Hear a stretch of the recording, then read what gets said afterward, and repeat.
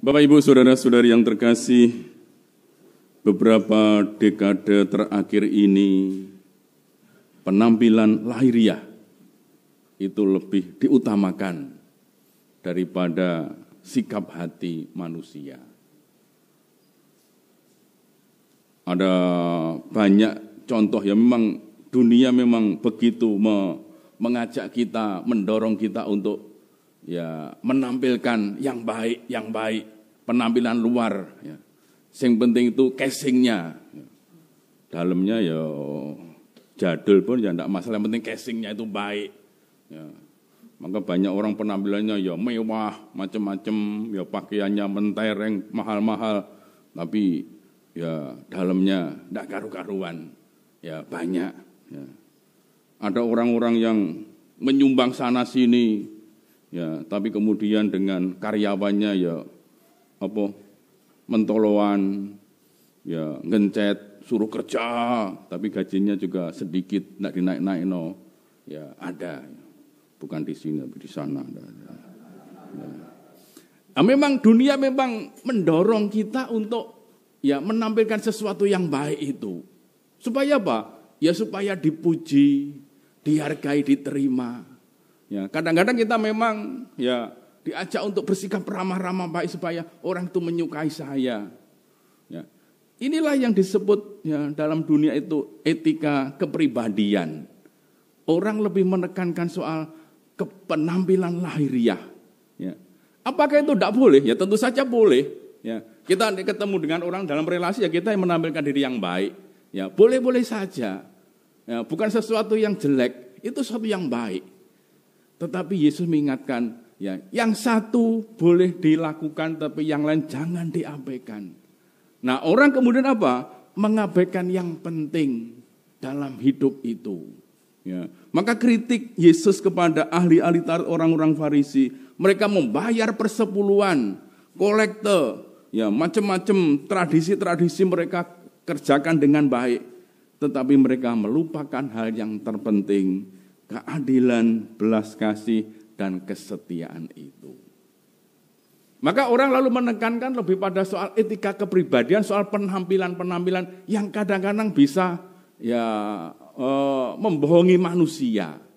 Ya, kamuflase saja, hanya kelihatan dari luar, dan orang kurang mengembangkan apa yang disebut sebagai etika karakter. Etika karakter itu pembangunan dari dalam, soal integritas pribadi, orang yang berkembang utuh, soal ketekunan, kesabaran, belas kasih, keadilan. Itu sesuatu yang memang dari dalam, yang memang harus diolah, dikembangkan terus. Ya. Kalau orang itu sungguh pribadinya integral, utuh, tidak terpecah-pecah, kalau orang itu sungguh belas kasih, dia senantiasa berbuat adil, maka nanti tindakan-tindakan yang keluar itu berasal dari sesuatu yang baik dari dalam itu. Maka Yesus menggambarkan bahwa kita itu seperti cawan. Ya. Yesus mengkritik orang-orang Farisi, ahli Taurat. Kamu itu seperti cawan yang hanya dibersihkan luarnya saja. Luarnya bersih, mengkilap, glowing. Tapi dalamnya penuh kebusukan, banyak set-set, banyak kotoran-kotoran tidak dibersihkan itu. Bersihkan yang dalam dulu, supaya nanti yang dalam bersih, luarnya juga akan bersih. Ya. Maka Yesus mengingatkan bahwa apa yang kita buat penampilan memang oke, tidak apa-apa, tapi jangan sampai kemudian orang hanya menekankan yang luar saja, supaya dianggap baik, dianggap suci, dianggap dermawan. Sebenarnya Allah tidak membutuhkan itu.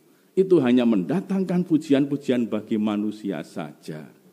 Yang dibutuhkan Allah apa?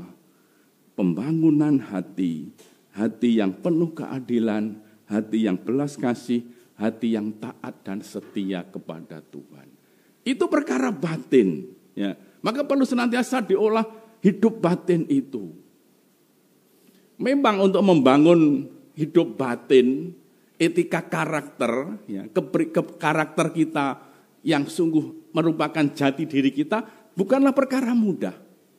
Kadang-kadang kita berusaha untuk membangun hati kita, kita sudah banyak berdoa, mati raga, menerima sakramen-sakramen. Itu saran-saran bisa membantu kita untuk terus mengolah diri kita. Tetap harus dibutuhkan apa? Keheningan. Supaya kita tidak hanya pola macam-macam aktivis, macam-macam kesibukan, tapi kita kurang menep, kurang sungguh tenang. Ya.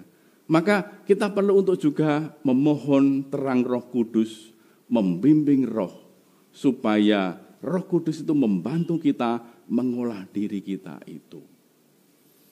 Kita membutuhkan kekuatan dari Tuhan, karena Tuhanlah yang sebenarnya memperbarui hidup kita. Ya. Maka diingatkan dalam bacaan pertama tadi, ya, bahwa kita sebenarnya apa? Ya, orang-orang yang sudah dipilih. Ya. Ia telah memanggil kalian lewat Injil yang kami wartakan, sehingga kalian dapat memperoleh kemuliaan Yesus Kristus Tuhan kita. Sebab itu berdirilah teguh dan berpeganglah pada ajaran-ajaran yang kalian terima dari kami, baik secara lisan maupun secara tertulis. Kita diundang untuk terus ya dihidupi oleh Injil yang mengubah hati manusia. Ya, dan Injil itu sungguh-sungguh sabda kebenaran yang mengubah hati manusia kalau hati kita sungguh terbuka pada bimbingan roh itu. Jadi kita tidak hanya sekedar mengutamakan yang kelihatan, yang nampak, yang mendatangkan banyak pujian dari manusia, tetapi kita terus membuka diri supaya hati kita juga terus diperbarui oleh Tuhan dalam rohnya. Nanti kalau hati kita menjadi semakin bersih, nanti tindakan-tindakan kita, perbuatan-perbuatan kita akan mengalir dari hati yang bersih itu. Maka Yesus mengingatkan kepada kita sekali lagi, ya, yang satu harus dilakukan, tetapi yang lain jangan diabaikan. Ini peringatan bagi kita, ya, bukan bahwa kita itu tidak baik, tapi kita sadar bahwa masyarakat dunia kita seringkali menyeret kita untuk lebih menekankan pada apa yang nampak, apa yang kelihatan, apa yang mendatangkan pujian bagi diriku, tetapi tidak mendatangkan sukacita, kegembiraan bagi Allah sendiri.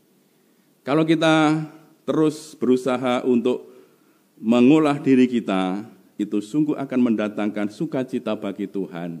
Dan di sana nanti juga apa yang kita lakukan itu merupakan bentuk dari perwujudan kita kepada Tuhan.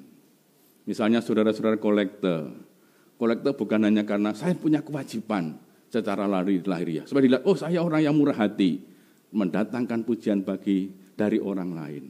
Tetapi kolektor itu saya persembahkan kepada Tuhan karena apa? Saya sadar bahwa saya harus membantu mereka yang lemah, mereka yang membutuhkan. Maka itu keluar dari hati yang penuh cinta, hati yang belas kasih, hati yang sungguh-sungguh tergerak karena orang-orang lain sungguh membutuhkan bantuan. Maka saya memberikan itu bukan pertama-tama demi supaya saya dipuji, dihargai, tetapi karena belas kasih kemurahan Tuhan yang saya terima, dan saya juga berbelas kasih bagi sesama, sehingga saya merelakan segala sesuatu saya berikan kepada orang lain. Kita mohon berkat Tuhan agar kita terus boleh mengolah hati kita, sehingga itu nanti sungguh akan mendatangkan pujian, mendatangkan kegembiraan dan sukacita dari Tuhan kita. Amin.